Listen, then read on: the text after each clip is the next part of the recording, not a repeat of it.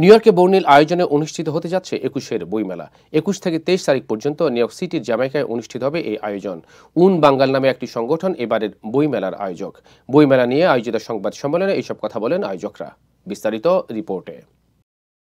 আমেরিকায় এর আগে দীর্ঘদিন যাবৎ বই মেলা আয়োজন করা হচ্ছিল, তবে ওইসব মেলা নিয়ে ছিল অনেকের অভিযোগ। তবে এবার সবার অংশগ্রহণে বই মেলা আয়োজন করছে উন বাঙ্গাল। নিউ ইয়র্ক সিটির কুইন্সের একটি রেস্টুরেন্টে আয়োজিত সংবাদ সম্মেলনে লিখিত বক্তব্য পাঠ করেন উন বাঙ্গালের অন্যতম কর্ণধার কাজী কবি জহিরুল ইসলাম। এই বইমেলার উদ্বোধক বর্ষিয়ান সাংবাদিক ও কথাসাহিত্যিক মঞ্জুর আহমেদ।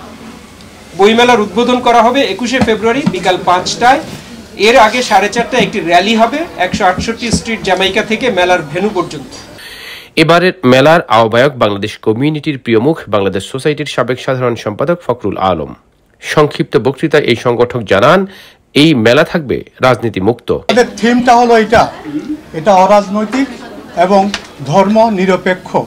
এর উপরে ভিত্তি করে আমাদের কোনো গোষ্ঠী, কোনো দল, কোনো সাইডের কোনো আমার ব্যক্তিত্ব, কোনো স্বনামধন্য মোটাসোটা টাকাওয়ালা কারো উপরে নির্ভর করে আমাদের এই বইমেলা আমরা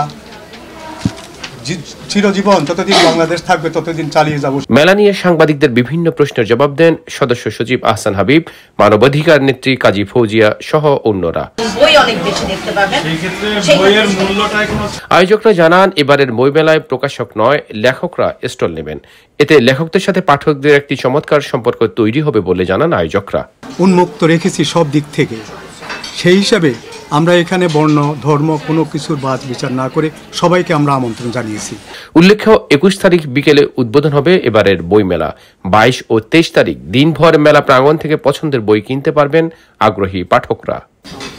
২২ এবং ২৩ তারিখ সকাল ১১টায় মেলা শুরু হবে, চলবে প্রতিদিন রাত ১০টা পর্যন্ত। সৌরভ ইমাম, IBTV, নিউ ইয়র্ক।